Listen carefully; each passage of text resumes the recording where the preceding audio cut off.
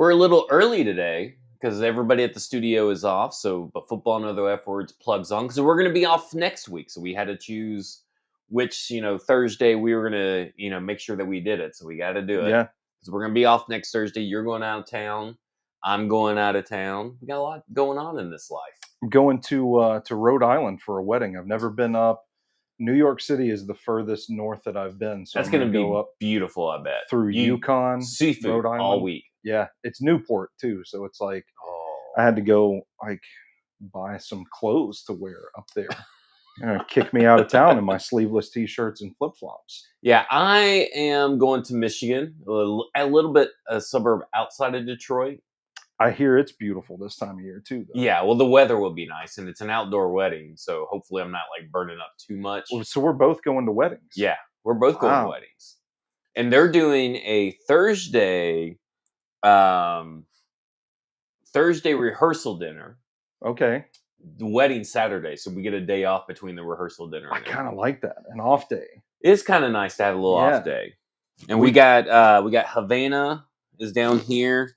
Old man Tucker's over here. This is their cousin. Yeah, he's about 35 years old. Okay, in dog years, not human years. Yeah, he's old. So we got Scoob in the chat. Tighten up in there. So all right. There we go. We got mailbag to get to. Yeah. So I have an unfortunate announcement. If I can start the show. Oh God, no! Unfortunate announcement. My pale legs are ruining Hoochie Daddy Summer. Okay, I thought there was an actual real announcement. No. They kind of blend in with the seat, so I think you're gonna be fine. Yeah, I don't know what that says about me though. There you go. Let's make sure that we're actually on YouTube. How about that? I've got the feed up on YouTube, but I don't have the chat. The chat's not going. So nobody in the chat's talking. There we go. Bustin' Diamond should be busting up in there. There he is, Bustin' Diamond. First one, Bustin' Diamond. Scoob, first one on Twitter. Bustin', first one on YouTube. Titans royalty in the chat today. We got it. Okay, so I got 3 beefs I want to get to. Is one of them with people slandering Tubi? Well, we can involve that in one of the beefs. Okay. So let's save that for the last beef. Okay. God, now I'm only remembering 2 of my beefs. I'm sorry. But that's not because of you. I don't remember what the first beef was. Oh, yeah, I do. Let's start here. Let's all go back to not caring about the WNBA. Can we all just agree? Can we all agree about not caring about the WNBA? Because now you got people who don't even watch it. Yeah. Trying to white knight for Caitlin Clark, who fucking started it. And you don't know this, but she got the shit kicked out of her because she's the best player in the NBA, so she's going to be pretty targeted. But she is a big-time shit talker. She started it and told someone she could fucking do whatever she wants on the court, and then she gets retaliated on later because you can't be talking that trash and not expect retaliation. But all these people, white knight, they love, oh, we got to protect Caitlin Clark at all costs and blah, blah, blah, blah, blah. Oh, then they get mad at Angel Reese or they get mad at someone. Just go back. You're not even watching the game. What you're watching is a clip of someone getting, an everyday occurrence in basketball. And then because it's a girl, and maybe because she's white, I don't know, but because she's Caitlin Clark, you feel you need to have an opinion on it. Just go back to not caring. You don't watch it. If you watch it on the regular, I have no problem with WNBA discourse. But I know some of the people that are getting out on these Twitter streets, starting arguments, then backing out of the arguments when someone who actually knows ball, likes to engage. They're like, oh, I think I'm bored of this conversation. Those people. I started this conversation. I started this argument. Oh, I'm kind of bored of it now, so I'm just going to not care that much anymore. Yeah. You guys just don't talk about WNBA. And I'm fine with that. I'm not a WNBA guy. This will be the last I probably talk about the WNBA. I just don't talk about it. If it's any consolation to your message tonight, I have no clue what you're talking about. I do not care about the WNBA. And it's not a slight against the WNBA. I don't really care about any sport except for football. So I've been in the dark on this. I have no idea what's going on. So at least that's a positive development. Normal sports occurrence happens, but because it's Caitlin Clark, it has to be considered different. Okay, gotcha. It's pretty much what it is. Eddie says I'd have to start caring to stop caring. There you go, Eddie. I'm with you, Eddie. I like it. Jay Wills signing in. He says, "What's up, boys?" He's doing MAGA FM right now for That's right, Murphy. That's right. Oh. So I got to tell you this story. So let me tell you this story. So yesterday is the first time I tuned in to Jackson since he started doing it. Now he's just producing their show. Oh, okay. So he's not like talent. Yeah. So before the show, that day, he's in there giving Joseph a real hard time, saying, trying to take shots at us, me and Blaine, by saying like, "Oh, they treat me really well over there at this place. And I just never mess up and blah, blah, blah. They never scold me or anything." But as soon as I tune in, and I'm not even kidding, it goes commercial, traffic report, intro to the show, and he messes up the intro to the show. Matt Murphy's on his ass. And then he says, "Oh, you're not even paying attention." And it turns out that he was trying to go get a guest, but like Matt Murphy, got on. Then Matt Murphy tells this story. Okay, tells a story, and he's talking about pepperoni pizza or something. And so this other guy at the radio, they're at King's Bowling. They're doing a live event. And this other guy gets a pepperoni pizza, and some woman sits down at the table, and she takes a pepperoni off the pizza, just a pepperoni off the pizza that does not belong to her, and it's not for the public. Yeah, And he says on the radio, this Murphy says on the radio, she took the pepperoni, she just popped that right in her puss. Excuse me. He popped that pepperoni right in. She popped that in her puss. What was he trying and to he say? says, "Well, we all know that puss means mouth." Do we? Who? Have you ever heard it? I've never heard. That is wild. Oh boy, I kind of would be interested in seeing that the other way though. Yeah. He meant mouth, but what he actually said was could puss. you imagine in the middle of a restaurant? Yeah. Someone doing that. Yeah, which is right, but you popped it right in her puss. Oh, hey. That was great. I don't know. That was my introduction in like a span of 5 minutes. Yeah. Jackson gets yelled at, popped it in her puss. Sounds like MAGA FM's thriving. It is thriving. I tuned in after that. But that was hilarious. Okay, so that's my first beef. Okay. Second beef is this whole Shadur Sanders thing, speeding. Oh, yeah. Was that real? Was that legit? Yeah, it's legit. I didn't. So here's my thing.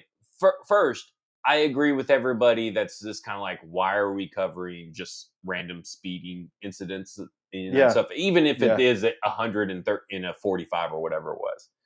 Totally understand.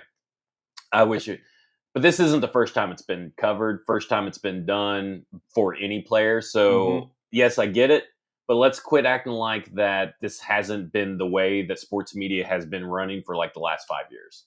Yeah, fair enough. So there we go. That's one. That's good beef. Good beef. Final beef has to do with our show tomorrow. Oh, is that right? So you and I are doing cover 2. Blaine is going to be off, so we're going to be doing cover 2. And I wanted to save this one for last so some people could filter in. Which I remembered because I made a note of it for drunk Stoney to remind sober Stoney that he's on the radio. You're on the radio. So here is how we're going to roll with this. We're going to talk about the documentary series because I got beef with people in the media, the Cam Ward documentary series. But guess what? Exclusive tomorrow at 2 p.m. Central Standard Time, Friday, 2 p.m. Central Standard Time, June 20th. Man. We're going to have the director of the docuseries and Firebrand Media Group partner in Alec is going to be there. How about that? So we are going to have the director of this whole entire documentary series. Yeah. For the Cam Ward documentary series, 6 episodes. We're going to talk about it with him. We're going to talk about Cam Ward's involvement. We're going to talk about what he's learned, how he decided it. Are there other athletes going to be part of this series? Because I've seen a couple news clips saying this is a 10-episode series. I was 6 are Cam Ward. I was about to say there's been a lot of debate about what this series actually is, and I can't think of a better source to actually clear this up. Yeah. So that's fantastic. Yeah, so we're going to have the director on. That's going to be awesome. Boom. Look at that. We're also going to have Lindsay Rhodes on of Sumer Sports to also talk about all the sticky stats. They're doing a great summer series on sticky stats that matter. So at 1:20 p.m. Central Standard Time, we're going to have Lindsay Rhodes on to talk about those sticky stats and then what do they tell her about the Tennessee Titans 2025 season. I can't wait. Look at that. So here's my beef. Here's the thing. The amount of people who don't understand how a documentary works and how to read was astounding. And this is not really about the fans, because as far as I know, I haven't seen any real pushback from fans. This is from the media. Stoked. Yeah. I mean, and I'm stoked as a fan too. Like, I think this is I can't wait to watch this. The reading comprehension, because here's what I imagine happens, is that Buck and Stillman are two main anti-people. Yeah. Probably the only two I've really heard, to be honest with you, which is not great company for either of them. I mean, it doesn't matter if you like Stillman and you hate Buck, or you hate Buck and you hate Stillman and you like Buck. Those two together, that's not good company. I feel like I've heard a couple of people that have said, I don't know, I wish I could remember. I don't want to name names because I might have it wrong. This week's been a bit of a blur, but I felt like I've heard a couple of people that have said, like, yes, agree with Buck's larger point about a documentary about a guy, but I don't think that this is that case, maybe. Yeah, well, I mean, maybe it is. It's kind of like maybe he hasn't earned documentary status, but they're not saying that he's going to be a Pro Bowl, All-Pro NFL player. It's about the recruiting process. That's where my beef lies, is that, did you guys even read the article? Yeah. Because I think it feels like they're thinking that this documentary is continuing on. I mean, you guys have been at practice. For the media members that have been complaining about it, you've been at practice. How many times did Cam Ward mention it? Oh, 0 times. 0 times. How many times did you all see extra crews following him, or camera crews following around? Oh, 0 times. Do we even know? Does it follow him up to the draft? That's what it sounds like. Or because it is just 0-star to Miami? It may cover maybe a few days after the draft or something, but it's not starting, at least as far as I know. There's a distinct cutoff because nobody has talked about it. Yeah. The first we're hearing about it is from Variety. And it says it's all about the stuff that happened to get him to the NFL draft. It's not going to follow, and maybe they are going to change that up, and maybe if he starts seeing success, maybe they do follow him. Yeah. Now, here's the thing. It ends. And everybody's trying to do this with the Mayo commercial. And listen, here's the thing. The Mayo commercial is its own set of events that lead to it, that make it look bad, and the events after that also make it look bad in hindsight. So it's the fact that you look at it and you go, all he did at the Peyton Manning video clip is ask about that. And then he falls in the draft.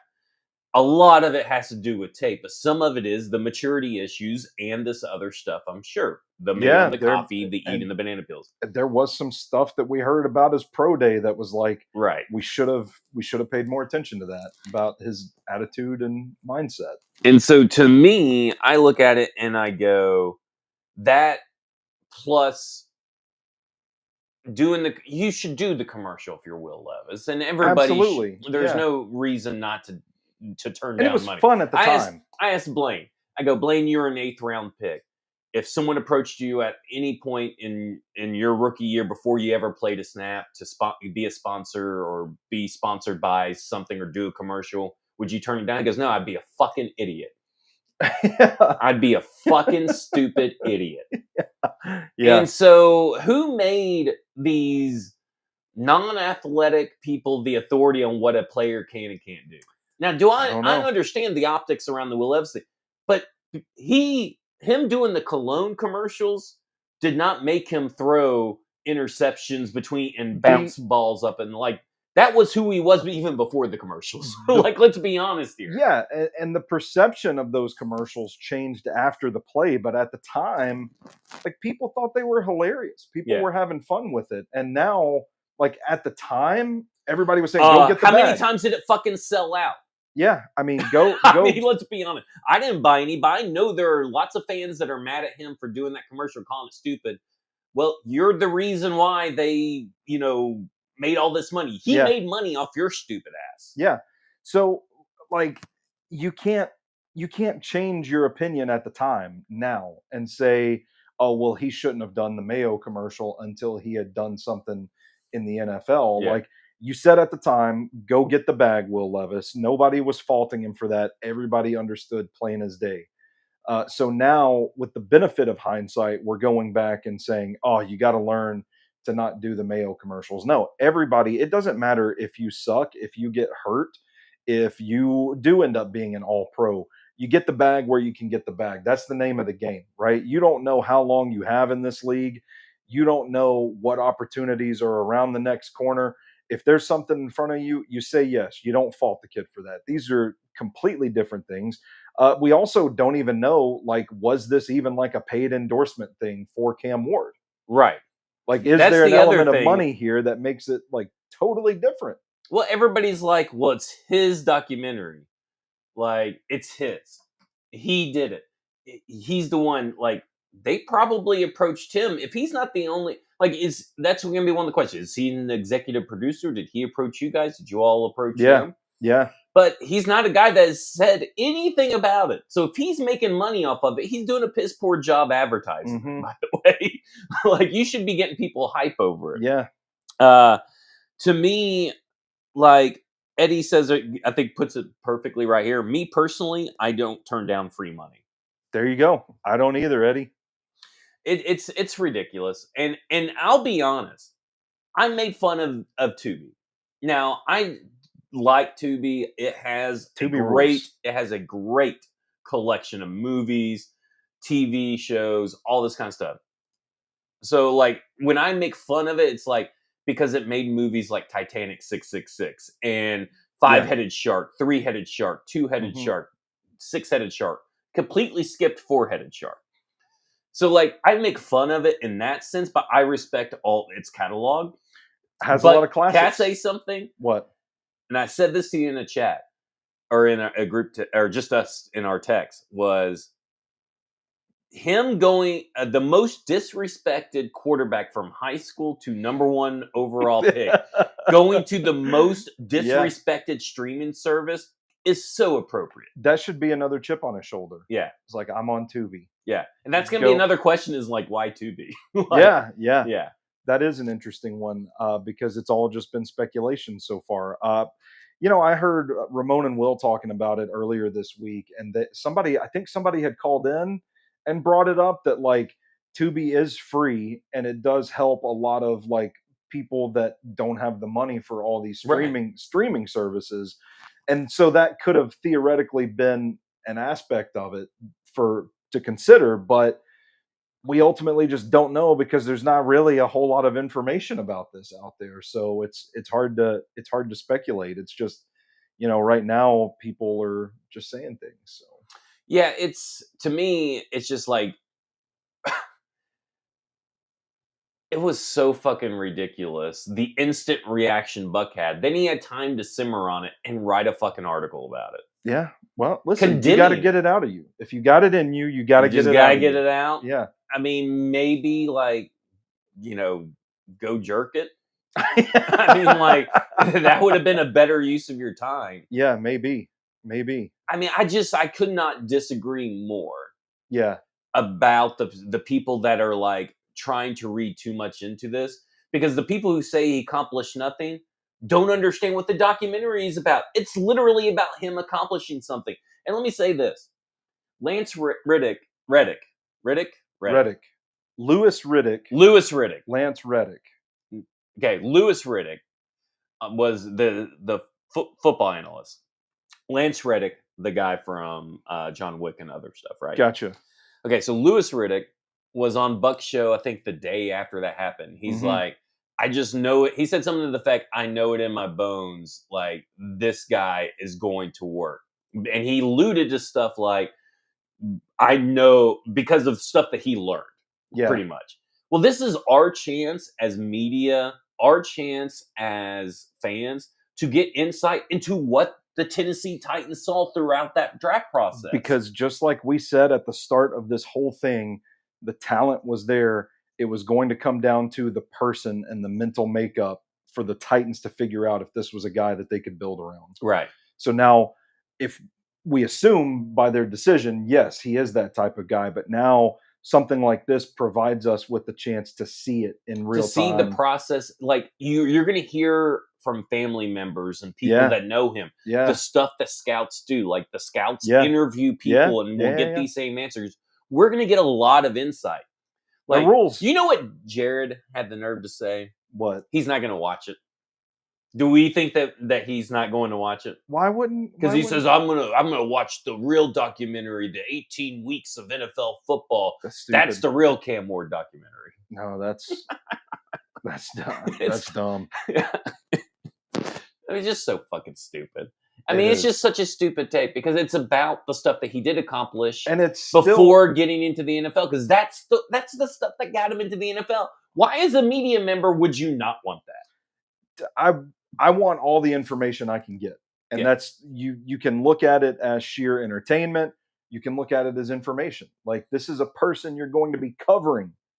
Why would you not want to know everything you possibly could about that person? I'm with you. Like, it's insane. That's just a catchy line. Yeah. For a show. Yeah. There you go. I'm going to watch the real documentary. I'm going to watch the real documentary. Blah, blah, blah, blah, blah, blah.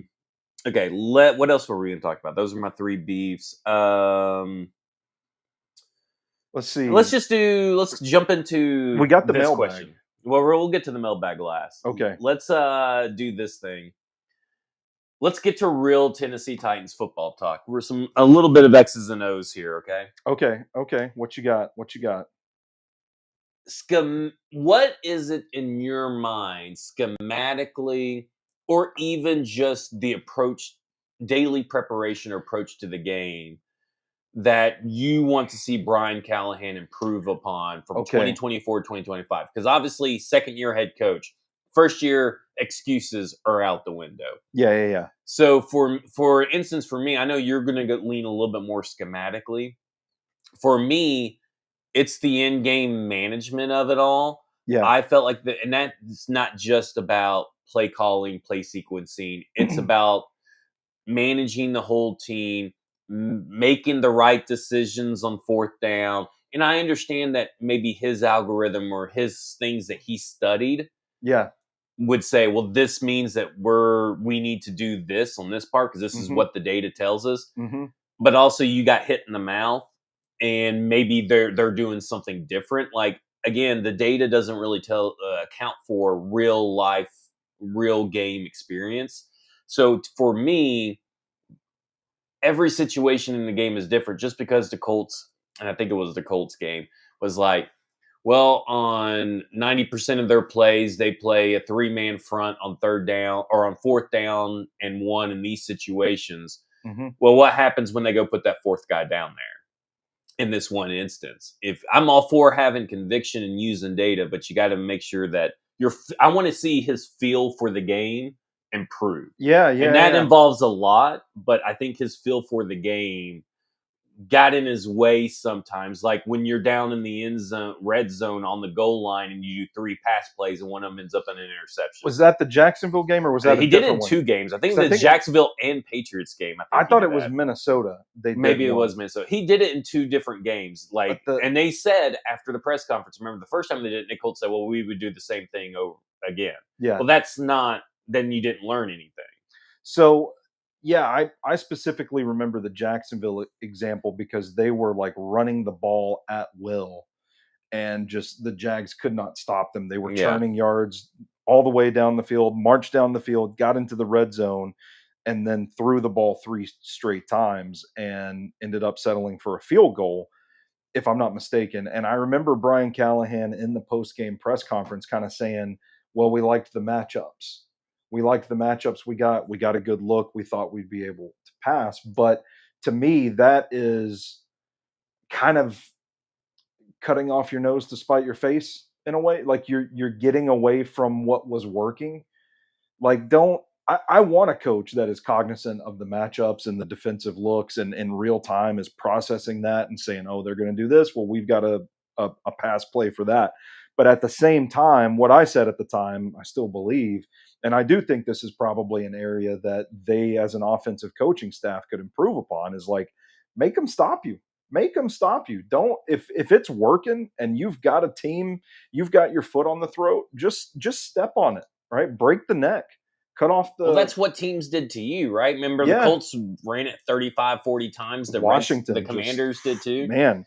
So to me, it reminds me of the Cincinnati Bengals playoff game too. Like when everybody in the stadium, the Bengals knew it. Everybody in the stadium knew it. Yeah. Everybody watching at home. The Bengals could not stop Deontay Foreman. Yeah. And then they go away from Deontay Foreman and move in Derrick Henry, and he was too early. Look, I'm glad that Derrick Henry came back, and obviously it was too early. You could have probably saved him for, limited his carry, saved him for the second game. Agreed. But there's no feel. It's like you guys, the Broncos, for the longest time before Sean Payton, were the biggest offenders of this. Remember when they had like Philip Lindsay and C.J. Anderson, all these running backs? And I got sucked into the fantasy football world of Denver running backs, which is something I will never do again in my life. Yeah. But like they have no feel for how to use the running backs when a running back got hot. And it felt like Brian Callahan, go back to, there was a tweet earlier from Warren Sharp this week talking about the number of targets players got in the first 15 plays of a game throughout the season. Okay. That's your scripted stuff. Mm-hmm. Calvin Ridley was in the very middle of the pack at 27. And I'm thinking that was your only option. How is that not higher? 27 total. Yeah. Throughout the whole season. Yeah. In the first 15 plays. Now, some of that's quarterbacks, right? But like there are other players that are the number ones on their teams that are way higher. Fair enough. So like to me, it's about that feel. The feel for it. To recognize what's going on in the game and what you do need to do and what you kind of maybe sometimes need to ignore is that little voice in the back of your head. Yeah. And sometimes you just need to take what you got in front of you at face value. So in conjunction with the feel aspect of operating an offense, and I do want to preface this by saying, like, I'm just a guy on the internet that watches a lot of tape, watches a lot of clinics, reads books, tries to learn. I appreciate you guys calling me smart. I don't know where to look because the camera's right there. Yeah. Okay. I appreciate you guys calling me smart, thinking that I'm smart. But the truth is I'm really not that smart. I'm just committed to learning and I'm interested in it and I work hard, that sort of thing.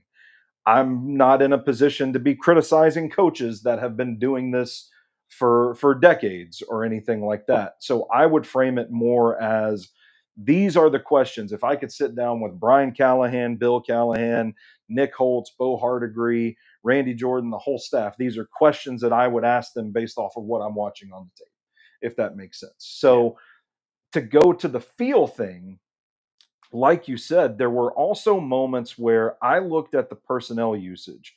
And I think Nick Westbrook-Akine is a great example of this, where he's clearly a better option than Treylon Burks. But they stuck with Treylon Burks for a long time. And for those that don't know, I don't know if I've mentioned it on this show or not. I'm doing a study right now of their explosive plays that amounted to 20 or more yards.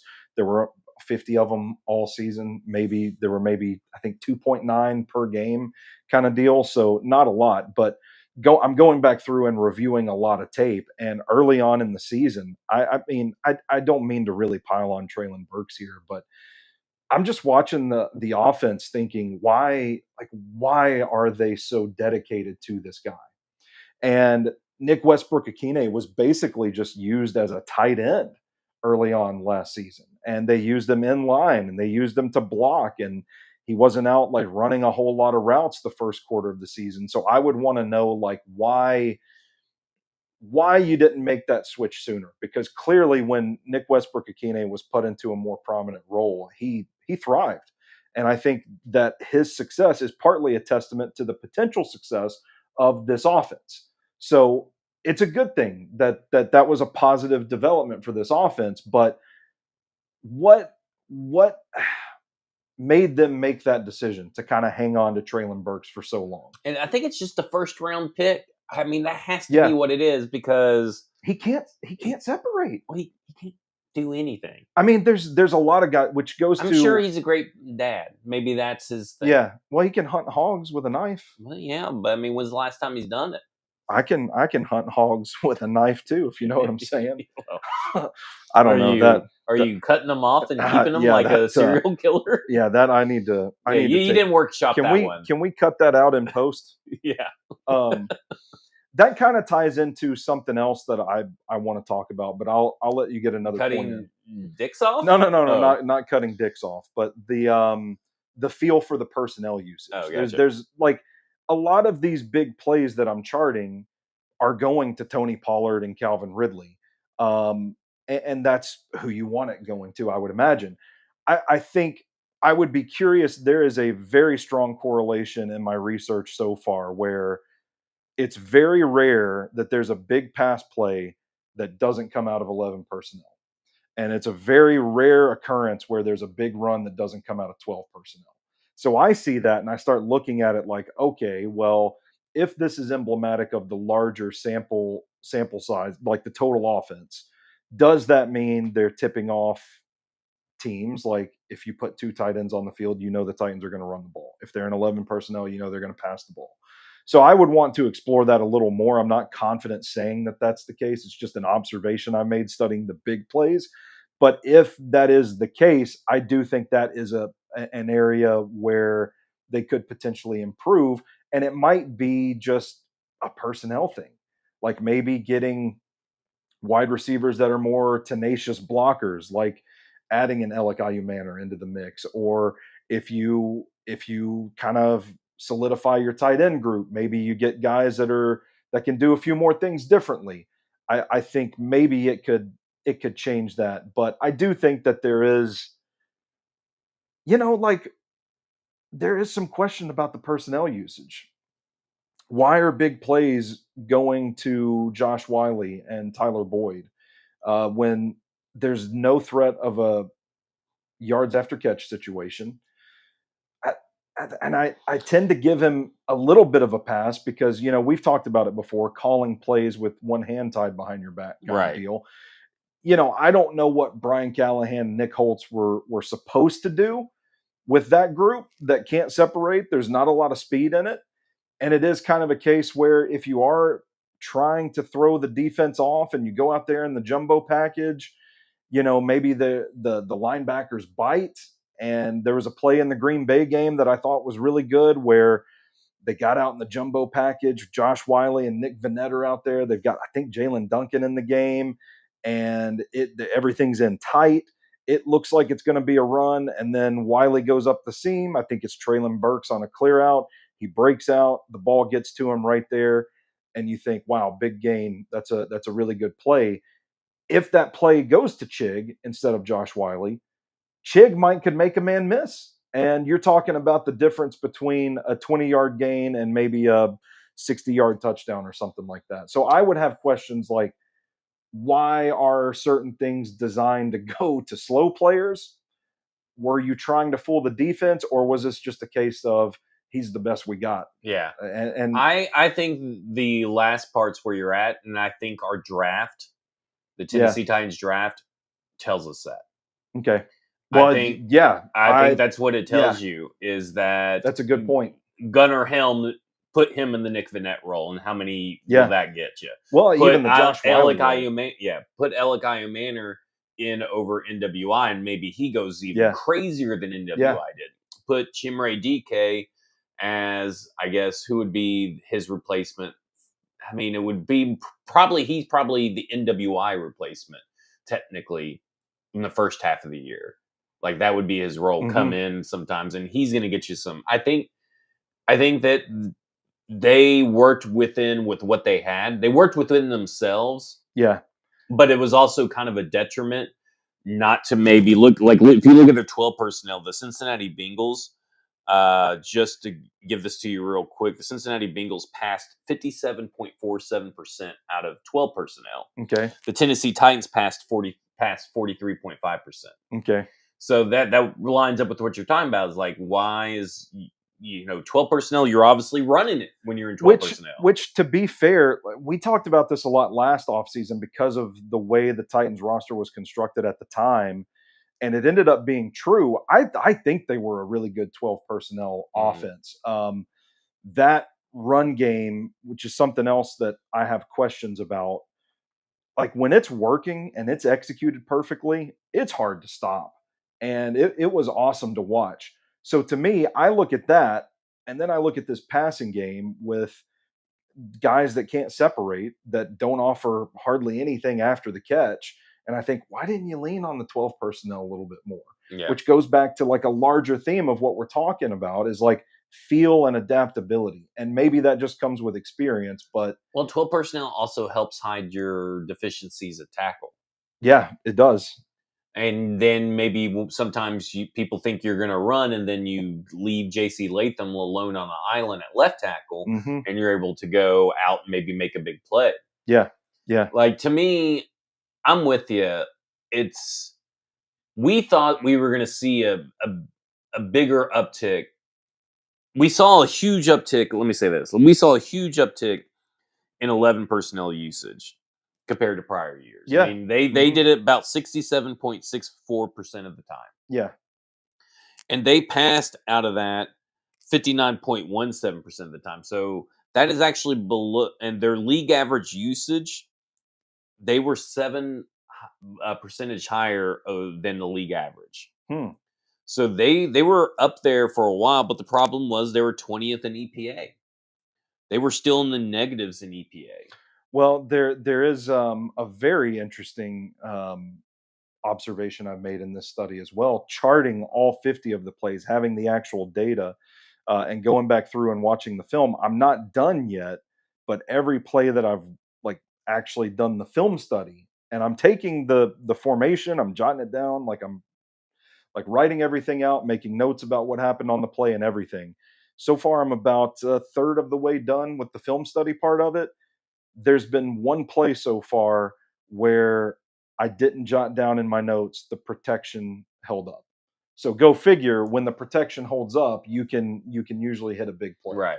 And that's the one thing that has been relatively constant in my work so far, is that all of these plays I'm jotting down protection are the was good. perfectly planned plays. Yeah. That's what he talked about. When you see the plays, he even mentioned that, I think, in one of his press conferences, like when the plays are executed perfectly, or at least to league average, we make big plays. Yeah. The problem was it just didn't do it enough. And the only play that was 20 plus yards that I don't think the protection was good enough was a play that's going to be up on Stacking the Inbox next Friday, where it felt like the protection didn't hold enough, but Will Levis was a little too quick to vacate the pocket. Right. I think there was an opportunity for him to make a throw, which quickly, can happen that he didn't do with Cam Ward, but in a different way. Yeah. Like he could go out there scrambling, but maybe miss the easy throw. Yeah. He may still make a throw that's really good and I end up in an interception. But so what ended up happening on that play was the defensive line, it was against the Jets. The defensive line hit him like a tidal wave. Quincy Williams made a hell of a play on Tony Pollard, who looked like the first read in the flat. And when that throw wasn't there, the pressure was kind of slowly creeping in on Levis. He turned the ball, found a lane, and took off for 21 yards and a run. So, all's well that ends well. But you still think like, man, he probably could have gotten that ball out somewhere. I think he had enough time. It wasn't ideal, wasn't perfect protection, but he had enough time to get it out there. So it's just interesting to think like this wasn't a team in 2024 that could really handle less than ideal conditions, I would say. It's like when that pressure got to the offensive line, it really stymied the entire offense. Well, let's move over to the defense. Okay. And how stoned do we sound tonight talking about this? Okay. Stoned? Yeah. No. I mean, I feel like this is like really in the weeds kind of. No, I think that's what people have. Okay. So defense. Here's my big thing they need to improve on. Blitz. I laughed out loud. I think I was out back. I was listening to one of Brian Callahan's press conferences for minicamp. I was out back with the pups. Yeah. I laughed out loud when Brian Callahan said that we're a blitz heavy team. Oh, when? Yeah. When were you? Well, you are way below, bud. I was like, what? And he's like, he missed like 20 or 30 sacks. Okay, maybe, but like, guys, you only blitzed 20.9% of the time. I think that was that's 21, 22, I think. He did say earlier in the offseason he needs to spend more time with the defense. Maybe there you go. Maybe that to me was their biggest thing, is that they didn't have, and hey, take notes, Titans defense. They didn't have premier edge rushers last year. You don't have premier edge rushers this year. You need to blitz. Yeah. I thought that was the whole point of having a Kenneth Murray. I did too, and it makes me wonder. And again, I frame it as I have questions. I would love to ask Denard Wilson, like, did you not have confidence in Kenneth Murray to execute what we thought he was here to execute upon? Yeah. I think that's probably the case because he's a Dallas Cowboy now. Yeah. Or was it just a true schematic thing? Because you had other guys that you probably could have blitzed too. Right. I don't know off the top of my head the number of like safety blitzes or slot blitzes, corner blitzes, all that stuff. But I felt like there were ways to get creative. Yeah, and maybe he meant we're a blitz heavy team, as in we are now. Yeah. But I took it as we're a blitz heavy team has been our motto, and that has not been the case. That hasn't been the case for even the Vrabel era. So I would say the defensive front, it felt like they did play as if they were going to blitz, and then they just never blitzed. It's like, a lot of and they blitzed. One of the games they blitzed the most in was the game that you shouldn't have blitzed. Which one? And that was the Green Bay Packers game. Oh, yeah. The Green Bay Packers game. You should have clogged in the passing lanes and made Malik Willis make tough decisions that we have seen him not be able to make in a regular season game. Yeah. Instead, you gave him easy outs because you blitzed. Yeah. Like, to me, is like, it kind of goes back to the feel thing. But this is more about game planning for me. Yeah. And maybe this is why Brian Callahan's getting a little bit more involved. But, like, I looked at it and I go, there were sometimes, I mean, obviously their run fits and all this stuff were terrible, and they've gotten players to help hopefully correct that. Yeah, sure. But where is your pressure coming from? Where are your sacks coming from? Yeah. It's going to have to come from blitzes, which means you have to blitz more. Yeah, and I trust Cody Barton in the middle of that defense. I think he's kind of underrated. I think he can cover, like, he got a rep when he was signed. The popular thing was like, well, Cody Barton can't cover. He's a good run defender. He's smart, but he can't cover. And I think it's a little more nuanced than that. I don't think you want to get him out there moving laterally with like a slot receiver or anything. Right. But I think he's capable of capping a route on a tight end or a slot guy, big slot guy. And I think he's capable of being physical enough at break points to kind of disrupt the timing of routes. He's smarter in coverage than just like, oh, he's got no talent at all, that kind of deal. But I think where they need to leverage more blitzes is with James Williams, because I think that's something that he could excel at. Gigantic body for a safety at Miami.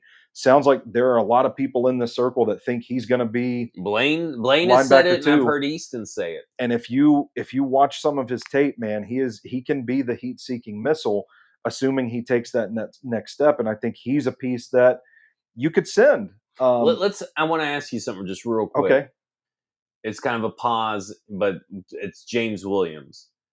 If he hits, but Cedric Gray busts, how do you level the scales? Do you break even, or do you say that because James Williams was a 7th round pick converted from safety, that him hitting is way more of a plus than Cedric Gray being a backup from the 4th round being an F? You get what I'm saying? Do you get what I'm saying with this? Yeah. I first of all, I don't know. Maybe this is just a dumb guy thing that I'm doing here. I'm working as the dumb guy on this one. They look like two different linebackers to me.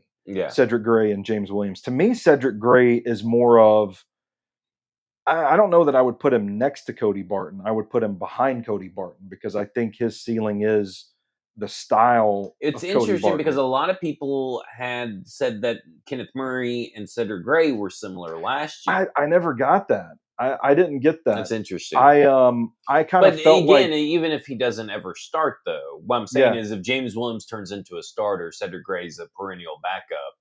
When you're weighing what he is as a 4th round versus what James Williams is as a 7th round,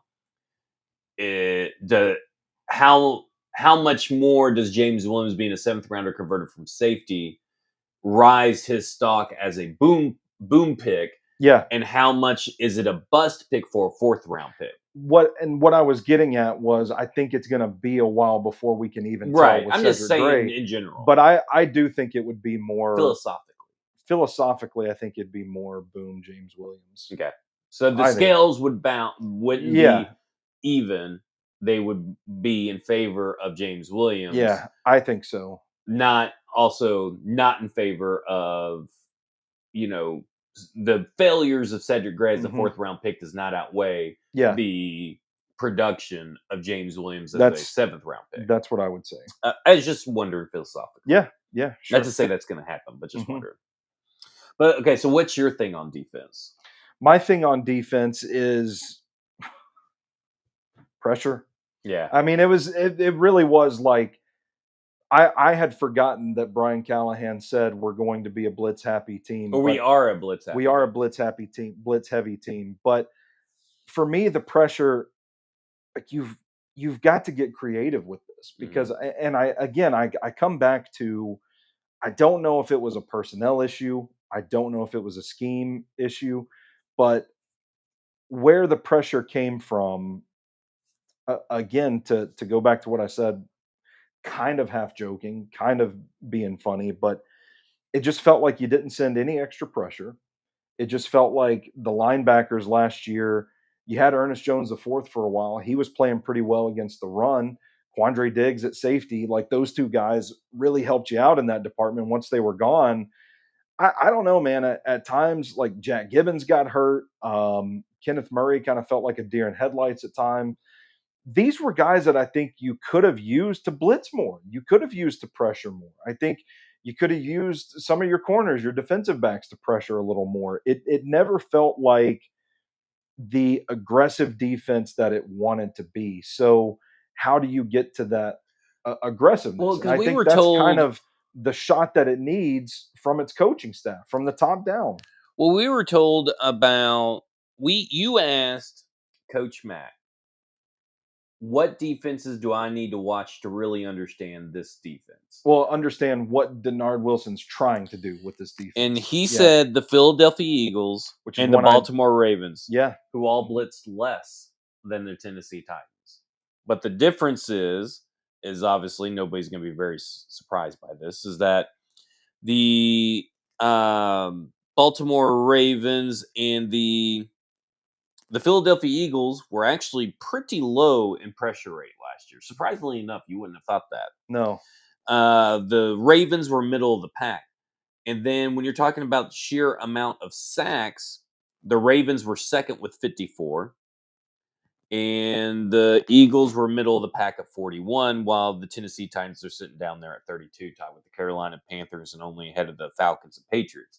So it's obviously not just getting pressure. It's not just blitzing. Those teams could get away with it, but they were so much better. So it makes me wonder, okay, maybe he is trying to be the Eagles and the Ravens, but didn't really understand the old adage, players over plays.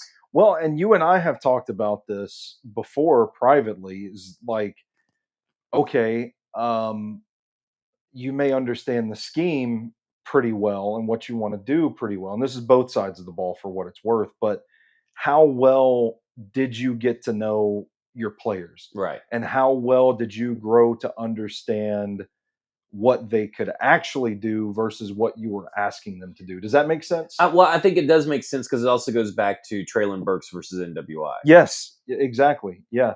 And so, like, you signed Kenneth Murray, and this we start getting back into like Rand Carthon's personnel decisions, Right. stuff like that. But like, did you think that he was going to be one of these like blitzing, pass rushing linebackers that could do it all?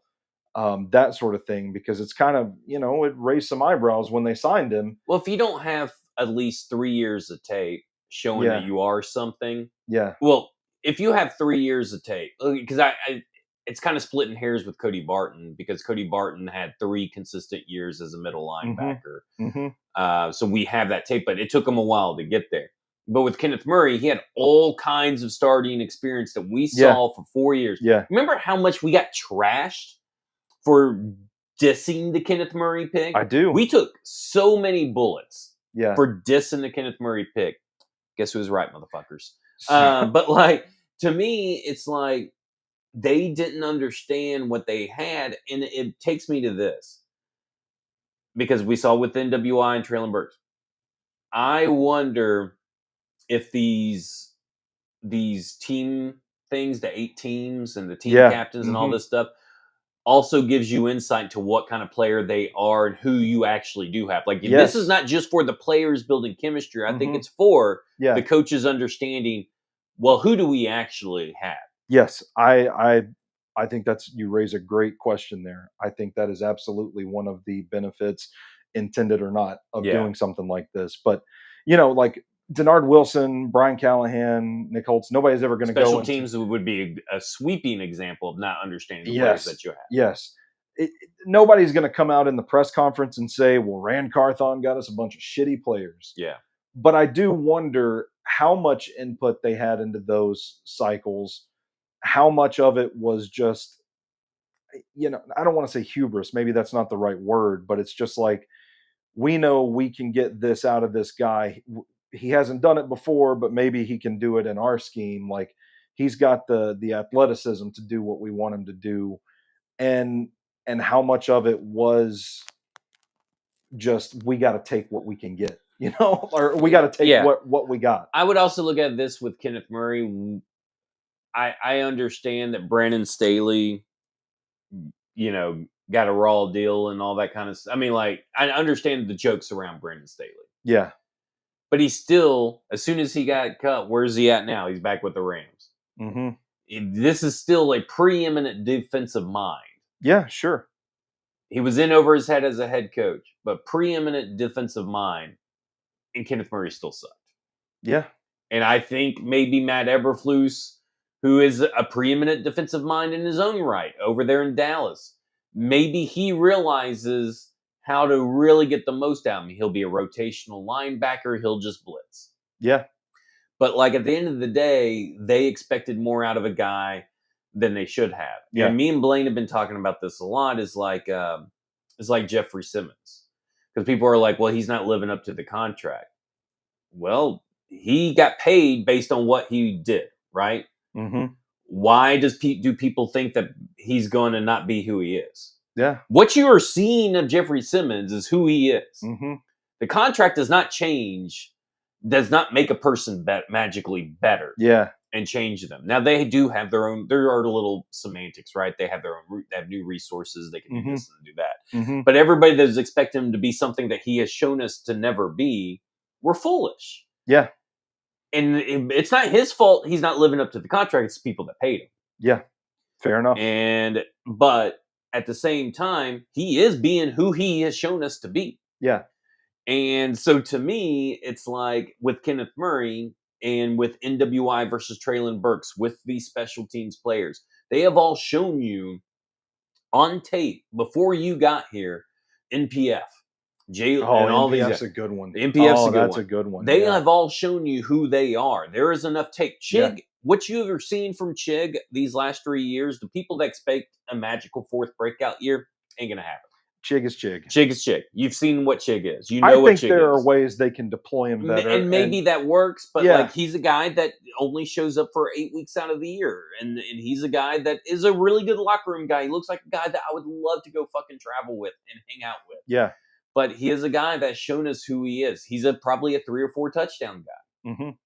You're lucky to even get that. And so depends on what you want from your tight end position. Yeah. We know he can't block. He ain't going to magically learn how to block from here on out.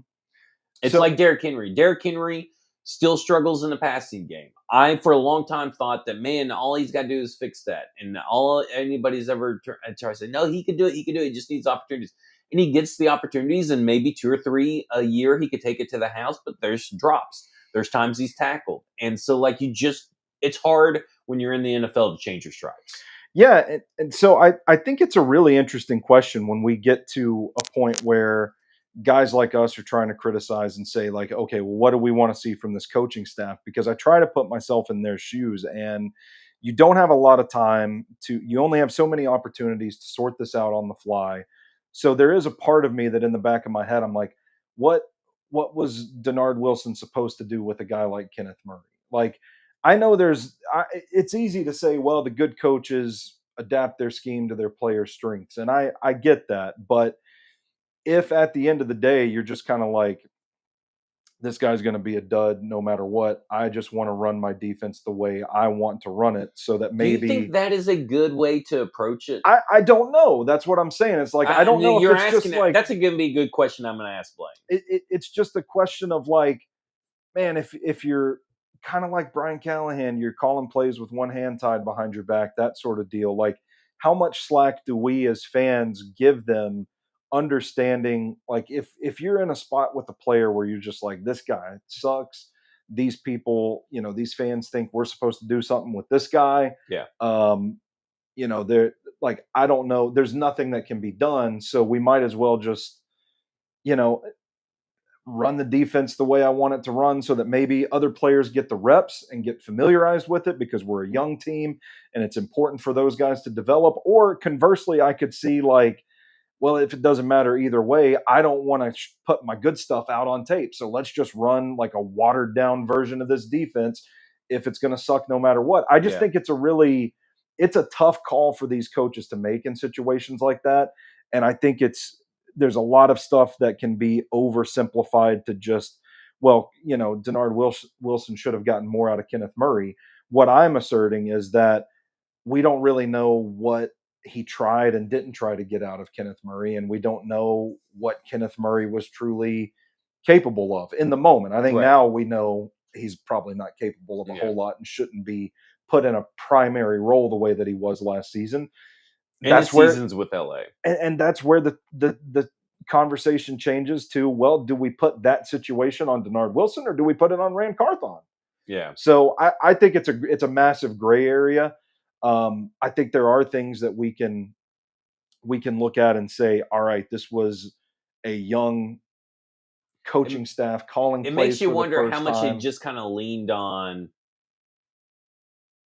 what the players thought of each other. Yeah, because he was voted captain. Yeah, or wasn't he? Or am I? Yeah, no, he was. Or what the current regime thought of these players. Yeah, because the NPF thing just doesn't fucking make any sense. It doesn't, man. The Kenneth Murray signing didn't really make any sense. Starting Traylon Burks over NWI, did they do that just because he was a number 1 overall pick, which happens in the NFL all the time? It's not just them issue. But that's why it makes me wonder. And by the way, NWI left here not doing shit in Miami. Yeah. He's about to get replaced by Malik Washington. Which Which, by the way, would have been a better pick than Jaquan Jackson. Yeah, ain't that the truth? Yeah, I think we're going to see that come to fruition. That's going to come to a head this summer. Yeah. Jaquan Jackson might be a Miami Dolphin too. Yeah, by the time it's all said and done. So, to me, it's just, to wrap it up, is I think that is why this year we've seen so much difference. I was about to say the same thing. They're approaching the draft. They're approaching free agency. They're approaching the off season. They learned from it. It sounds like. So now we got to see it on the field, and we got a long time before we do that. But I would say early signs are encouraging. That's what I was going to say. Ultimately, the thing that gives me hope that this coaching staff did kind of learn from the slow start last year.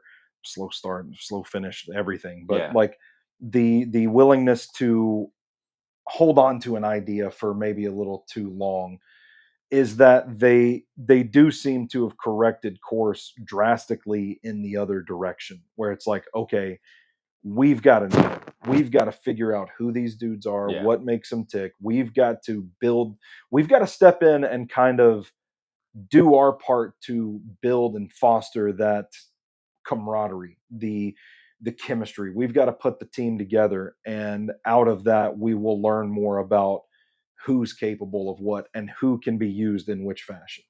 There you go. I think that's the hopeful take. That's the hopeful take. Let's go to the mailbag here. You ready? Let's do it. All right, let's start with the Grizzler. Would you rather be able to eat or drink anything you want and have it be perfect nutrition, or be able to only sleep 1 hour a day and be fully rested? See, you got I got it. So it's a no-brainer for me. What is it? It's to eat or drink anything you want and have it be perfect nutrition, because not only would I be, if you're more fit and more healthy on the inside, you're going to sleep better at night regardless. And what are you really going to do at like 3 to 4 in the morning? You know, like, I mean, I know you do a lot, but like now you'd be healthier and you'd probably get better rest. See, the thing is though, that I'm already sleeping.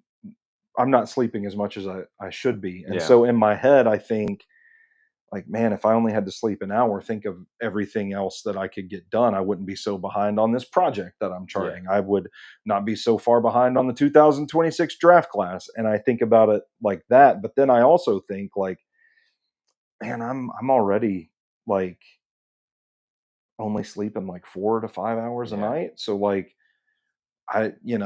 I'm already pretty close to optimal efficiency. This way you wouldn't have to cook, right? So then, you could just eat like crap. I could just eat whatever I want, drink whatever I want. Time. It would save me some time. Yeah, I think ultimately I do go with the perfect nutrition, because I think it would. You bring up a good point about it improving the quality of sleep, and would probably improve the efficiency of the hours that I'm awake too. There you go. Here's a question I do not like. And so we're not going to be able to really answer tonight. I'm going to make Absolute Airfield come back with genre, because it's just top 5 movies. And I don't like being pigeonholed to top 5 movies, because then I'm going to be like, oh, then this movie here and then this movie here. But this movie provides something different. I've got 5. You got top 5 movies, no matter the genre. No matter the genre. What you got? Yeah. Dead Poet Society, The Departed, Drive. I know we can't talk about Woody Allen anymore, but Midnight in Paris is a phenomenal movie. And then I go Sideways. You know, if you would have just picked 2 more movies with the letter D, all your movies would have had D in them. Just think about that. Oh, man. Think about that. The first 3 movies you had were all Ds. Yeah, that's true. There you go. But we can answer this one from Kyle Robinson. Best and worst superhero movie. The best, my personal favorite is... Oh gosh, that's a tough one, because my mind automatically went to MCU, but there's obviously stuff outside of MCU, like Nolan's Dark Knight trilogy. I think I probably would go The Dark Knight with Heath Ledger's Joker. Don't you feel when's the last time you went back and watched that trilogy? It's been a few years. I think I watched it in my apartment during COVID. So it's been like 5 years. So go back and watch it now after you've seen the Batman. And this is not to diss Heath Ledger. It's just to say that he does a lot of heavy lifting in that movie. Yeah. You watch Batman Begins is one of the worst Batman movies out there. It does not hold up, and the acting is putrid. Maybe it's Katie Holmes. I don't think Christian Bale's that good of a Batman anymore. Like, I think my whole opinion has changed on that movie. And I would say, here's my hot take. This is going to be my Blade, for instance.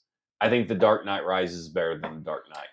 I don't take an issue with that. Yeah. I think it's all Heath Ledger. And if it wasn't Heath Ledger, I don't know if that movie's going to stand on its own. I don't necessarily disagree with that. I loved The Dark Knight Rises. I loved all 3 of them. So my best one is the Batman. I think the Batman is good, and I love Pattinson. I think that's a great movie. It never feels like that long to me. I love the music, the soundtrack, everything about it. I love the angle that they took where he's a detective and all this kind of stuff. And to be honest, everybody tunes in for Batman. Who gives a fuck about Bruce Wayne? So everybody tunes in, and I love that. Really, the reason why the people that don't get it, they miss out on so much Bruce Wayne, why there's not a lot in it, is because he's so consumed by the other persona, which is the whole point of Batman Year One, which is based off of. Love it. I think there's incredible performances throughout the whole movie. It's besides just Pattinson and Batman himself. I think Paul Dano, Jeffrey Wright, Paul Dano, yeah. obviously Colin Farrell. I mean, just it's beautiful the whole way through. It is, yeah. I think, I think Robert Pattinson might be my favorite actor. Ooh, interesting. We will have to unpack that later. Worst superhero movie. It's Madam Web. Madam Web is worse than Blade. Madam Web is worse than Blade. And I have not watched Morbius. I cannot say Morbius. I was gonna say Morbius. Yeah. I think Morbius. There's no way Morbius could be worse than Madam Web. There's another one from the Sony verse. I mean, they even had blatant product placement with like the Pepsi or whatever. Yeah. The thing. It's terrible. There is not a single redeeming quality. Even Sydney Sweeney is not that redeeming in this. I would have to. I defended Madam Web when it first came out. Morbius is really, really bad. I feel like I'm missing. Well, I haven't watched Craven, so maybe Craven. Craven's pretty bad, but I don't think it's as. Oh, really? Nothing. And I've only seen the one scene where that guy does like the rhino. Apparently, it's a rhino mating call, but he's like screaming. Yeah, or whatever. It is. It's pretty bad. It's pretty bad. I'm not gonna lie. I think Brent Favre says it's morbid time. Madam Web couldn't even get a cool, funny catchphrase. No, it had when she was studying spiders in the Amazon meme. No, what? No, I haven't. You don't remember that? I don't think I've seen that. All the memes about, because it's such a stupid line. Like, I don't remember what. I'd have to look it up. I don't know. I'd have to think about that. I'm gonna say Morbius right now, but I mean that would probably be up there. Would you rather have a horizontal butt crack or a vertical mouth? I would rather have a vertical mouth, I think. So you would, when you put pepperoni, you would be popping it in your puss. I would be. Yes. All right. I'm going to horizontal butt crack because I don't think my life would change any. I just think because a vertical mouth, you're obviously everybody's gonna know. Horizontal butt crack, nobody's gonna know. Besides, I mean, like your wife or something. Yeah, but I feel like you'd be sitting like all the edges that I sit down on. I'm just like, man, I would sit like the edge of a chair. Would it just go right in my butthole? I don't think so. I mean, what kind of chairs are you sitting on? I mean, your butthole's still in the center of your butt. It's just the crack is moved. I don't know. It might make it easier to wipe because you could. Yeah, I would think the wiping would be way easier. Yeah, yeah. You could do it like a sweeping motion. Mm-hmm. You almost like scoop it out a little bit easier. I don't know. You're right. Nobody would see it. And then you'd still your buttholes is because it's just the butt crack, right? It's not the butthole; it's the butt crack that's moved. Yeah, yeah, you're right. That's from Xander Mercury. I was about to take this conversation somewhere completely different. So, well, there you go. We can go to the next question. D Good says, "How impressive is the run Dominic Mysterio is on? First great. Rhea Ripley, then Liv Morgan, now Roxanne Perez. Not to mention his real wife is a smoke show." Okay, it's an impressive run. It's impressive, run of women, but it's also just an impressive run. Yeah, match wise. He's great. He's a great heel. The stuff that he says on the Instagram reels that I occasionally go through on on these interviews that he does, he keeps that. He's one of the few people that takes that character with him no matter where he goes. Yeah, yeah, I would agree. It's a great run. It is one of my favorite runs of the last probably 10 to 15 years. He is the perfect shit-eating Intercontinental Champion heel. Yeah. I love it. So I'm so glad that he won that title. Yeah. He deserves it. Man. He does deserve it. He deserves a good long run with it too. Yeah. Out of nowhere 2025 Titans candidates is from Easton Freeze. Interpret that prompt at your own discretion. Out of nowhere Titans candidates. Yeah. Out of nowhere 2025 Titans candidates. See, it's tough because I feel like we get so into the weeds that out of nowhere to us is probably, I don't know. I think we might overthink it because you could say James Williams. Yeah. But to us, I feel like it's not going to be, now that we just spent a whole episode. Yeah, it's not going to be out of nowhere. My immediate reaction to that question was James Williams. I think if he takes the next step, he could kind of be like this blitzing pass rusher that they could use to get to the quarterback. I think he's got the athleticism to cover. I mean, cover. He's a safety. Yeah, I think, like, man, if he takes the next step, it sounds like people are excited about him. Like, he could be that guy. Truly out of nowhere that it would surprise even me. I don't know. That might be a different. It would surprise. I'll tell you what. It would surprise me if Josh Wiley carved out a role on this offense. That would be like really out of nowhere for me, because I've already like resigned to. I don't know if he's even going to make the roster. Yeah. Mine is going to be Nightwing showing up in the new Superman movie. Oh, I see what you did there. I see. What I could interpret it any way I wanted. Different Titans. He didn't say Tennessee. He did so not. I went with Teen Titans, which are now just known Titans. Yeah. They don't even call it. They dropped the team recently. Okay. In a run on the comic book. So I'm going to say that I know that they're working on a Teen Titans. Can't remember if it's a series or a movie right now. So I'm going to say out of nowhere would be Nightwing showing up in the Superman movie. Could I say like Zeus? You've already said yours. I'm sorry. Zeus gets dethroned by, I don't know, by Robert somebody. Pattinson. I don't know. Brian Nakashima says, all things considered, owners needing to run a business, CBA doing what they do, NFL and the way they are. That's a really weird sentence. But where do you guys stand with the second rounders begging for fully guaranteed contract? And ultimately, what do you think ends up happening with Femi? Who wins? So you may not be. Are you familiar with what's going on with this? I just made myself a little familiar. So there's only 2 second round picks are signed. All the rest of second round picks are trying to get more guaranteed money or fully guaranteed contracts. And you go look at what because it's the Iowa State wide receiver signed, right? Wasn't it both of them? I don't recall. Let's go look at Jaden Higgins' contract, because I think it was him. But everybody's wanting fully guaranteed money and all that kind of stuff. So here's where I land on that. It does not affect. All it affects is cash flow. Doesn't affect the cap. Doesn't affect or anything like that. He signed a fully guaranteed 4-year, $11.7 million contract. Jaden Higgins did. So that's what everybody wants. So get it. Yeah, just give it to him. No problem with that whatsoever. I mean, we're talking about $11.7 million.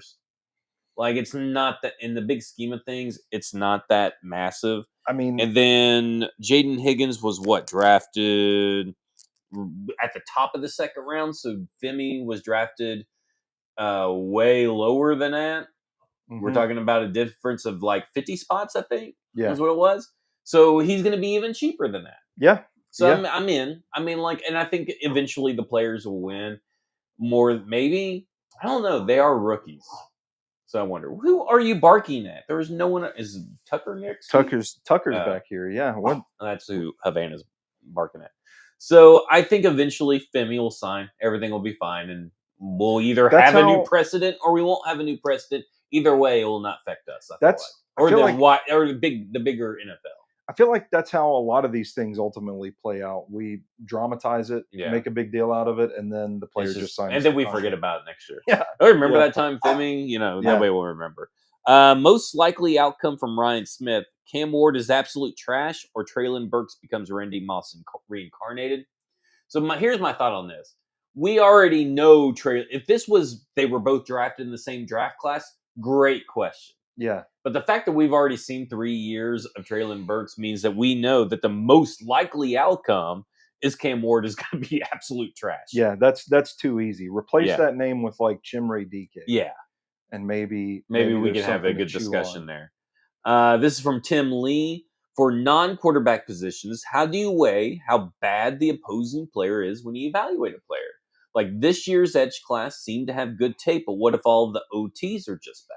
Yeah, that's a I'm gonna let you handle that question. That's a great question. I do think it weighs pretty heavily. I mean, when I'm watching tape, obviously I don't have the bandwidth or the time to watch all 12 games of every player that's in the draft, or else, there'd only be like 30 players in the draft guide kind of deal.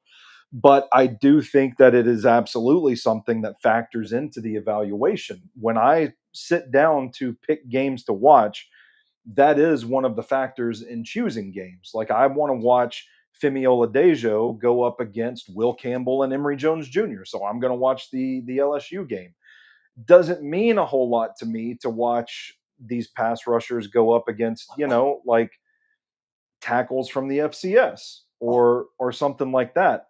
I think it is something that the draft analysts, the good ones, are cognizant of and they're aware of. Like you don't always have a Will Campbell and an Emory Jones, but sometimes, like, I don't know, like SMU has a left tackle that's supposed to be pretty good in this class.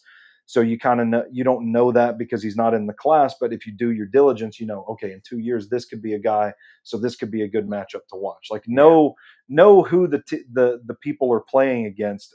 I think is an important part to the evaluation process. Well, what was it?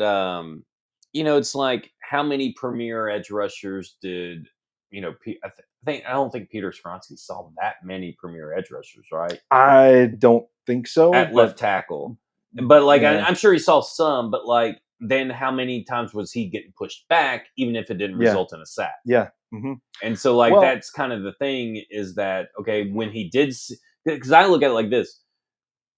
When he did, if you'll notice, some of these teams and analysts are starting to go only FBS teams.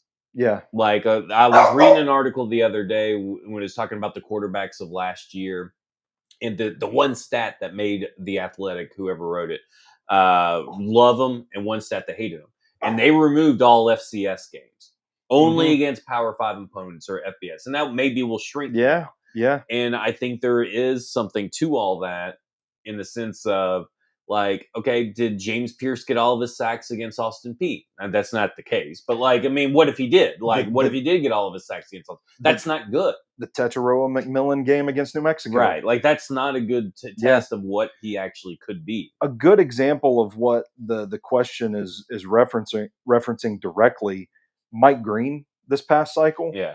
It's like, yeah, he can go out and dominate against Southern Miss, but you want to watch the Ohio State tape to see how he goes up against those tackles, that offensive line.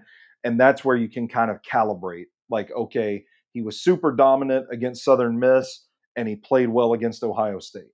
So it's not like he was just an FCS vulture. Well, Southern Miss isn't the FCS, but you get my point.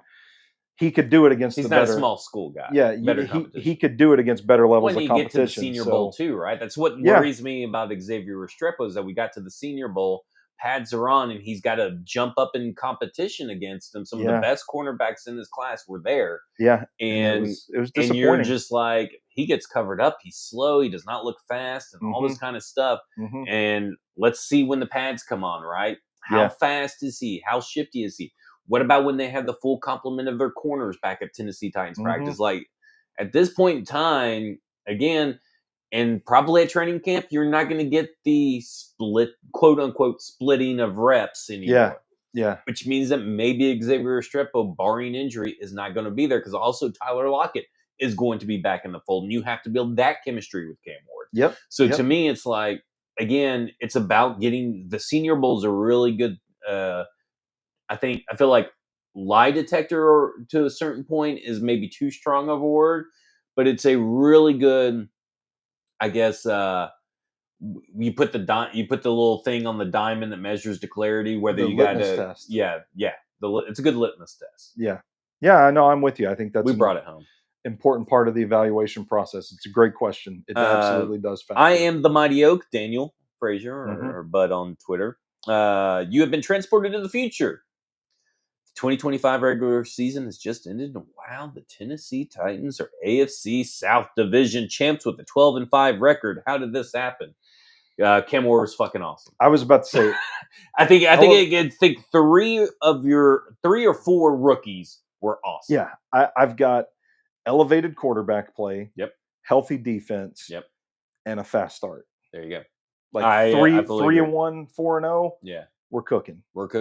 I think Femi shows up. I think that Cam Ward shows up. And let's pick 2 of the next 3.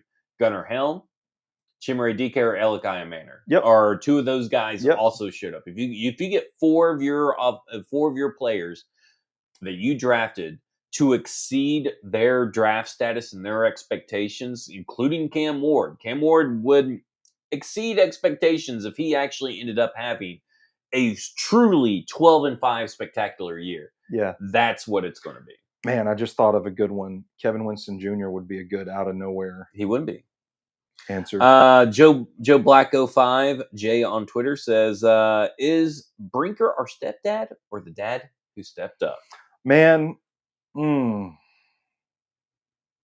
think he's the dad who stepped up. I'm going to go with stepdad for now. Okay. I mean, maybe he could be the stepdad that turns into my real dad. I just got done watching the last season Top Chef, and there was a tremendous chef on it competing throughout the whole season. And his name was Tristan. And he was awesome. Like, he was like on a generational Top Chef run. Mm-hmm. We haven't seen that since the Voltaggio brothers back Big in the day. word. Generational run.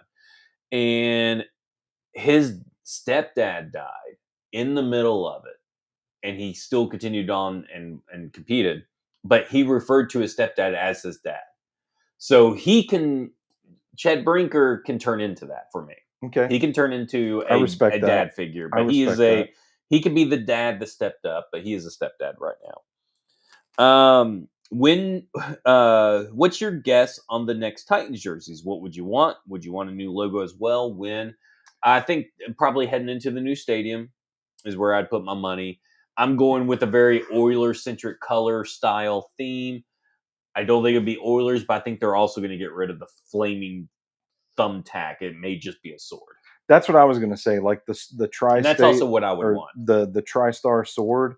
I like the flaming thumbtack. I know people hate on it, but I'm kind of like, I'm fine with everything. I kind of feel like it's going to be close to what they have now, just with the Oilers color scheme. Yeah, that's probably where I'm at too.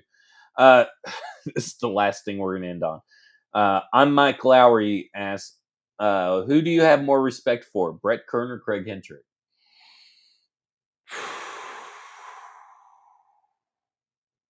You know what?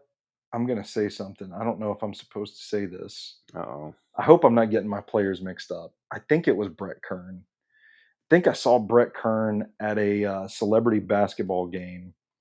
And don't mind me just adjusting my shorts on the camera. Just grabbing my junk. There was one guy. It was the Mount Juliet fireman versus policeman charity basketball game. And I think it was Brett Kern that was like the celebrity player. And there was one guy on one of the teams that got way too serious about the competition because Brett Kern was pretty good at basketball. And there was one guy that had to walk off the court and cool off because he was so mad. And he got really chippy with Brett Kern. And I just remember leaving that game that night thinking, wow, I've got a lot of respect for Brett Kern, because if that guy had gotten in my face like that, I don't care if he's a cop or a fire. I don't care if it's a charity game. I would have shoved him or maybe slapped him with an open hand. So I think with that in mind, I have more respect for Brett Kern. I don't respect either of them. They're punters. Okay, that will do it for us. This is Football and Other F Words. We'll be on Blaine and Zach. Stoney will be joining us tomorrow. We'll be joined by Alec Roth. Friday, June 20th, 2:00 p.m. He is the director of the Zero Star Cam Ward docuseries. He's the director. He's going to be on with us. We're going to talk about what he figured out and all that kind of stuff. We're also going to have Lindsay Rhodes at 1:20 p.m. Central Standard Time on June 20th. It'll be me and Stoney. For that, we'll talk more about the Tennessee Titans run game, offensive line, and Tony Pollard, and why that is a big, massive key and where the Tennessee Titans can improve. Other than that, this has been Football and Other F Words, and you have just been